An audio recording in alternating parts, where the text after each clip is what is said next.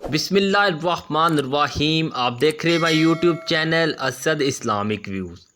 حضرت عائشہ رضی اللہ عنہا سے روایت ہے، فرماتی ہیں میں نے نبی صلی اللہ علیہ وآلہ وسلم کو پورا ہنستے نہ دیکھا، حتیٰ کہ میں آپ کے انتہائی تالو کو دیکھ لیتی، آپ مسکرایا کرتے تھے۔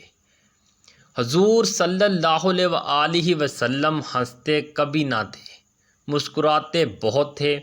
حضرت جریر رضی اللہ عنہ فرماتے ہیں جب سے مسلمان ہوا مجھ سے نبی صلی اللہ علیہ وآلہ وسلم نے پردہ نہ کیا اور مجھے نہ دیکھا مگر تبسم فرمایا، یعنی جس موقع پر اجازت لے کر حاضر ہونا ہوتا مجھے بغیر اجازت حاصل کیے حاضری کی اجازت تھی، اور آپ صلی اللہ علیہ وآلہ وسلم مجھے دیکھا کرتے تو تبسم فرماتے۔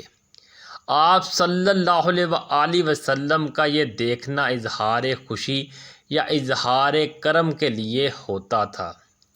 حضرت عبداللہ بن حارث رضی اللہ عنہ فرماتے ہیں میں نے حضور پاک صلی اللہ علیہ وآلہ وسلم سے زیادہ مسکرانے والا کوئی نہیں دیکھا۔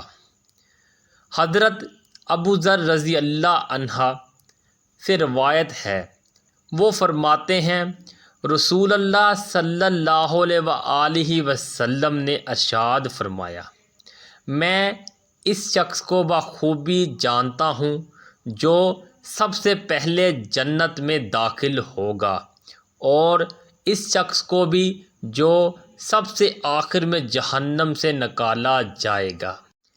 قیامت کے دن ایک شخص کو دربار الہی میں پیش کیا جائے گا کہ اس کے چھوٹے گناہ اس کے سامنے رکھ دو اور اس کے بڑے گناہ اس سے مخفی رکھو۔ پھر کہا جائے گا فلاں دن تو نے یہ کیا تھا، فلاں دن تو نے یہ کیا تھا۔ وہ اقرار کرے گا، انکار نہ کر سکے گا اور اپنے بڑے گناہوں پر خوف زدہ ہوگا۔ پس کہا جائے گا اسے ہر گناہ کے بدلے میں ایک نیکی دے دی جائے، تو وہ بول اٹھے گا میرے تو اور بھی بہت گناہ ہیں جو میں نے یہاں نہیں دیکھے۔ جناب ابو ذر رضی اللہ عنہ فرماتے ہیں پس قسم ہے میں نے حضور صلی اللہ علیہ وآلہ وسلم کو دیکھا کہ آپ ہنسے یہاں تک کہ اگلے دانت نظر آئے، یعنی حضور صلی اللہ علیہ وآلہ وسلم کا ہنسنا آپ کا مسکرانا تعجب کی وجہ سے تھا۔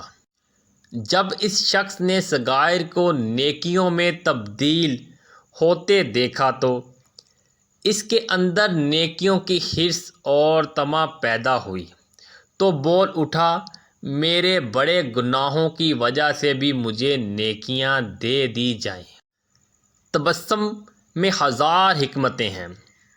حضور صلی اللہ علیہ وآلہ وسلم کی ہر ادا میں رب کریم کی حکمتیں ہوتی ہیں۔ امید کرتے ہیں آج کی ویڈیو آپ کو پسند آئی ہوگی۔ ویڈیو کو شیئر اینڈ لائک کر دیں اور چینل کو سبسکرائب کر دیں۔ ملتے ہیں نیکسٹ ویڈیو میں، اپنا خیال رکھیے گا، تب تک کے لیے اللہ نگہبان۔